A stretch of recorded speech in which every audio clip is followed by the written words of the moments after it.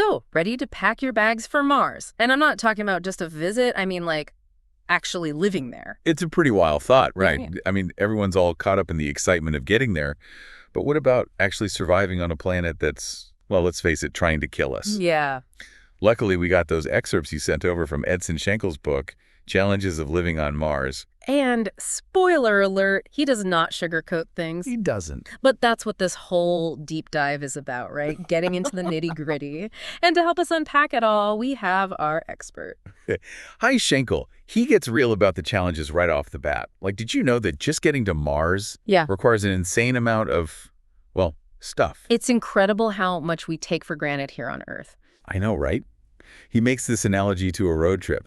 But instead of packing the car for a weekend getaway, we're talking about, like, a 9-month journey to another planet. Right. In Schenkel, he actually did the math, which honestly kind of blows my mind. He calculated that for just your food and water for that trip, you'd need 27.5 tons of fuel per person. Well, person, yeah. That's like, what, 20 elephants worth of fuel just to get you and your snacks to Mars? Seriously. It's like suddenly that bag of chips doesn't seem so appealing, you know? Makes you really appreciate how good we have it here. It really highlights the massive, just the sheer scale of the logistics and the financial investment that would be needed for a mission like this. Exactly. And it's not even just about the food and water, right? Like, did you know that just the air volume you'd need for that trip is insane? Yeah, it's a lot. Schenkel says it's the equivalent of, get this, 6 average-sized living rooms. 6 living rooms. Just for the air. 6 living rooms of unpressurized air just for one person for the trip to Mars. It's crazy, right? It really is. You know, it makes you wonder, maybe we need to be thinking about this whole thing differently. Instead of trying to haul everything we need from Earth, what if we could figure out how to utilize what's already on Mars? Like, use Martian resources instead. Exactly, like the Martian atmosphere itself. Oh, interesting. If we could unlock that, I mean, that could be revolutionary. Okay, so let's say, hypothetically, we figure out the whole packing situation. We manage to avoid turning into space dust on the way there. We get to Mars. Okay. What's for dinner? I'm picturing, like, a Martian greenhouse, maybe some hydroponic tomatoes. You know, some space-age salad situation. Ambitious. Right.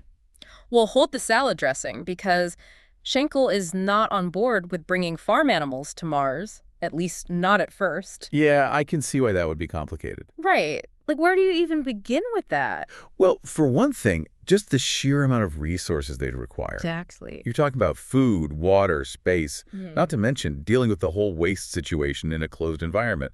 Plus, can you imagine the stress of a rocket launch on a cow? Oh my gosh. Poor cow, I didn't even think about that. Yeah, and honestly, that's just scratching the surface. You've also got to worry about potential diseases spreading in a closed environment like that. And what a 9-month trip in space would do to their, well, you get the picture. Yeah, not ideal. So what's the alternative? Are we stuck with, like, space-age protein bars forever? Well, Schenkel has a pretty interesting suggestion, actually. He thinks we might be starting our Martian diet with a side of lab-grown meat. Wait, really? You mean like that stuff they're developing here on Earth? Could that actually work on Mars? It's definitely a promising avenue. The idea is to cultivate the meat from animal cells, eliminating the need for actual animals. And while we're still in the early stages here on Earth, Sure. just imagine the possibilities it could unlock for sustainable living on Mars. That's pretty mind-blowing. But lab-grown burgers aside, what about the rest of our diet? Are we talking like space-age, Tang, and freeze-dried ice cream forever? Well, not necessarily. Schenkel actually seems pretty optimistic about the potential of growing plants on Mars. At least, eventually. Seeds are compact, resilient. You don't have to feed them during the trip. That makes sense. Yeah, Plus, I'm assuming they're a bit easier to pack than, a herd of cattle. slightly. But could we really grow enough variety to keep from going crazy on a Martian diet of space lettuce? Schenkel seems to think so. With careful planning and the right resources, we could potentially cultivate a whole range of fruits, vegetables, even grains. Of course, we still need to figure out the whole Martian soil, water, and light situation. Sure. But it's definitely a more sustainable approach than relying solely on prepackaged meals from Earth. Okay, so we've tackled packing, fuel, air, and we even figured out how to avoid a purely meat tube diet on Mars. But what about the actual living situation? Are we talking futuristic space domes or something a little more rustic? I'm curious to hear your thoughts. Because I don't know about you, but when I picture my Martian dream home, I'm thinking like panoramic views of those red plains, maybe a zero-gravity swimming pool. Sounds nice. Right. Well, before we get too carried away with our interior design plans, Schenkel, he lays down some harsh realities about the Martian environment. Even in those balmy equatorial zones he talks about. And trust me, when Schenkel says balmy, he is using the term very loosely. He's definitely not talking about a tropical paradise. Nope. He talks about these crazy temperature swings that make even the most extreme places on Earth look tame. Really? Imagine this. A pleasant 20 degrees Celsius during the day, and then bam, a bone-chilling negative 73 degrees Celsius at night. Oh, wow. All in a single day. That's incredible. Those kind of temperature fluctuations would be a huge engineering challenge for any kind of habitat. How do you design a structure that can withstand those kinds of drastic shifts? And more importantly, what does that do to the human body long term? Exactly. And as if the crazy temperature swings weren't enough, there's also the minor detail of Martian dust storms. Oh, right, the dust storms. You know those little dust devils you see kicking up in the desert sometimes? Yeah. Imagine one of those. But it engulfs the entire planet and it lasts for months. Schenkel paints a pretty bleak picture of what those storms could do to our Martian settlements, especially for things like, solar power. Yeah, that's a major concern. So how does Schenkel propose we deal with that? That is where Schenkel's proposed solution comes in. Yeah. He thinks we should ditch the high-tech space domes and go for something a little more, shall we say, Primal. Primal. he suggests we live in caves. Caves. Like we're going full-on Flintstones on Mars. I know, right? It sounds crazy. It does. But, is it actually that crazy? Well, that's the thing. When you actually think about it, it's a pretty ingenious solution. Okay, I'm intrigued. Tell me more. Well, for one thing, caves offer natural insulation from those brutal temperature swings. Plus, they provide a barrier against radiation. Right. And of course, they would protect us from those nasty dust storms. That makes sense. But I imagine there are a few challenges, too. Oh, of course. There's always a catch, right? For starters, how do you seal a cave on Mars? You'd need airtight doors, a way to pressurize the space, and a way to create a reliable air filtration system. It's a fascinating engineering puzzle that Schenkel really digs into in the book. Sounds like a fixer-upper. Talk about a fixer-upper. It's like renovating an old house here on Earth would seem like a walk in the park compared to building a habitat on Mars. It makes you really appreciate what we have here, doesn't it? It really does. And speaking of building, I'm starting to think we're going to need more than just a toolbox and some duct tape for this Martian adventure. Because Schenkel, he really gets into the realities of finding building materials when you can't exactly order them from Amazon Prime Mars. Right. And let me tell you, some of the solutions he proposes are straight out of a science fiction novel. Really? Do tell. We're talking about using all sorts of unconventional materials like sulfur concrete, Okay. potato-based binders. Honestly, we're talking about pushing the boundaries of material science to the absolute limit. Potato-based concrete. There's a sentence I never thought I'd hear. Right. But seriously, these alternative materials sound pretty amazing. But are they actually viable options for building a permanent settlement on Mars? Well, it's definitely a fascinating area of research. Yeah. And while we haven't quite perfected these materials here on Earth, Sure. the conditions on Mars might actually make them even more suitable. Oh. Who knows, maybe we'll end up with Martian buildings made entirely out of potatoes. Okay, now you're just messing with me. But seriously, I love how Schenkel is always thinking outside the box. And it's not just about these high-tech solutions either, right? Yeah. He also talks about using some surprisingly low-tech construction techniques. Like what? He actually has experience building with a technique called dry stacked stone and clay. I've heard of that. And believe it or not, it might actually be a viable option on Mars. Wait, hold on. So we're talking about building a Mars base with techniques that humans have been using for centuries. I know, right? That's kind of mind-blowing when you think about it. It really is. So how would that even work? Well, dry stack stone construction, it basically involves carefully fitting stones together without using mortar. Right. And it's actually a surprisingly strong and durable method. And guess what? Clay, which we can find on Mars, can act as a binder and a sealant. Wow. So we could be using ancient building techniques to create a futuristic Martian civilization. That's what I call resourcefulness. It's pretty incredible, right? Okay, this is blowing my mind. Before we get too carried away building our Martian dream homes, let's take a quick break. When we come back, we'll dive into even more of Schenkel's insights on Martian living, including what everyday life might look like and how we can stay healthy in such an alien environment. Don't go anywhere. And we're back, still digging deep into the wild world of living on Mars, with help from Edson Schenkel's book, Challenges of Living on Mars. Before the break, we were talking about building materials, and I gotta say, potato-based concrete. That's not something you hear every day. It's definitely a new one. It really makes you realize how much we take for granted here on Earth, you know? Absolutely. And Schenkel really drives that point home when he starts talking about the everyday aspects of life on Mars. Because even space pioneers have to worry about things like, hygiene. That's right. And, well, going to the bathroom. The glamorous side of space travel. Right. It's like we're all focused on designing rockets and building habitats, but at the end of the day, we still need to figure out how to brush our teeth and wash our socks on Mars. Or, I guess, the Martian equivalent of those things. Exactly. And you know what? Schenkel actually gets into all those fascinating little details. He does. He does. He even has a whole section on Martian life hacks, and let me tell you, some of them are pretty ingenious. Well, when you're millions of miles from the nearest store, you've got to get creative, right? That's the truth. So what kind of Martian life hacks are we talking about here? Like, what are some of the everyday challenges Schenkel highlights? Well, let's start with something we all probably take for granted. Showering. Water on Mars is going to be a precious commodity, so daily showers are probably out the window. Okay, yeah, that makes sense. Schenkel suggests we might have to get used to the idea of sponge baths. Sponge baths, huh? Like back in the days of camping trips and summer camp? I guess you could say it adds a whole new meaning to roughing it. All right.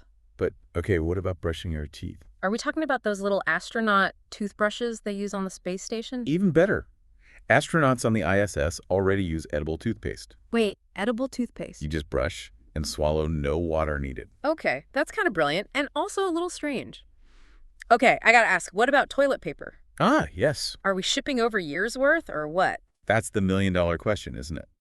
Schenkel says traditional toilet paper and plumbing systems in general aren't exactly ideal for a Martian settlement. Okay, that's fair. So what's the alternative? Because I'm starting to get a little nervous about this whole situation. Well, Schenkel talks about a multi-pronged approach. First, minimizing waste as much as possible. Think reusable cloths instead of paper towels, that sort of thing. Right. He also suggests a composting system could be crucial.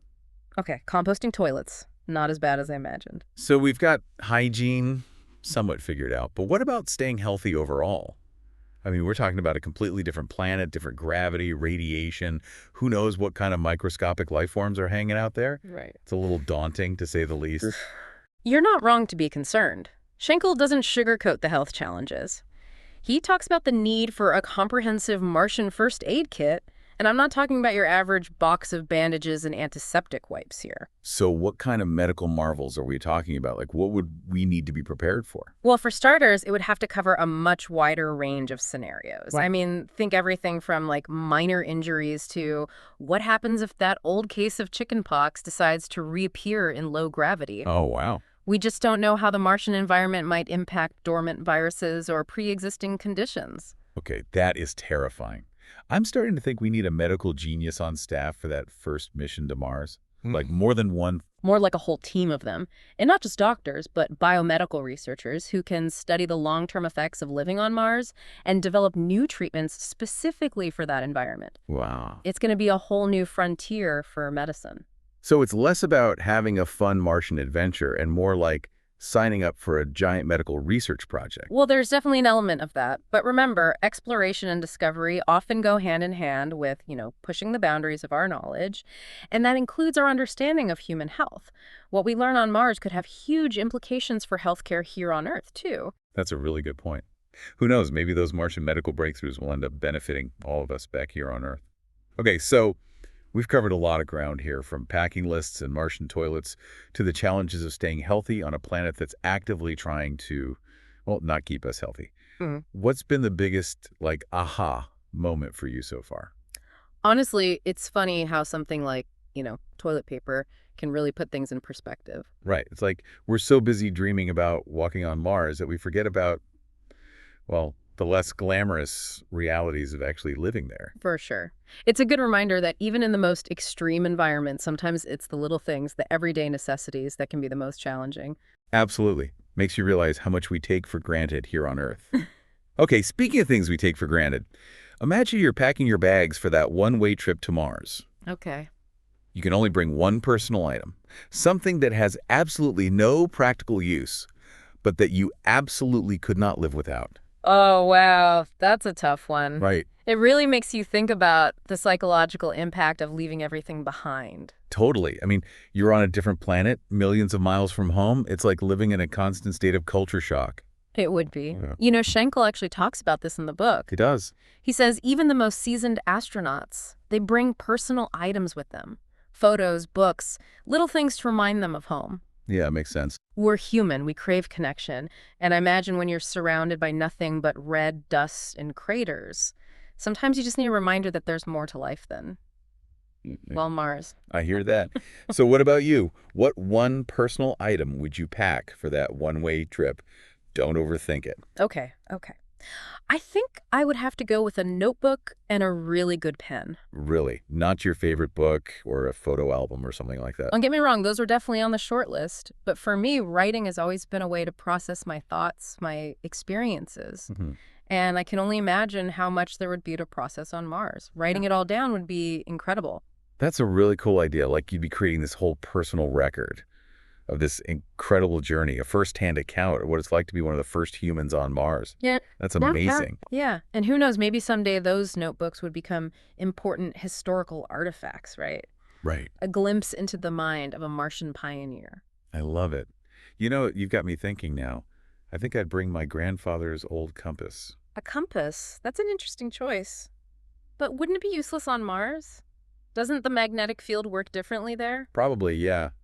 But for me, it's not about being practical. It's about the sentimental value, you know. Oh, I get it. My grandfather, he was a geography professor, and he used that compass on all these adventures he took around the world. So it's a family heirloom. Yeah, it is. And I think it kind of represents that same spirit of exploration and discovery that we've been talking about today. That's a really beautiful way to put it. It's like this reminder that even though we're talking about sending humans to another planet, it's that same human spirit, that same drive to explore that connects us all. Well said. And on that note, I think it's time to wrap up our deep dive into the challenges and the triumphs of living on Mars. We've covered a lot of ground today, everything from the logistics of rocket fuel to the ethics of Martian toilets. That's been quite a journey. It really has. We've talked about the science, the engineering, but also, I think, the human side of what it would actually take to make Mars our second home.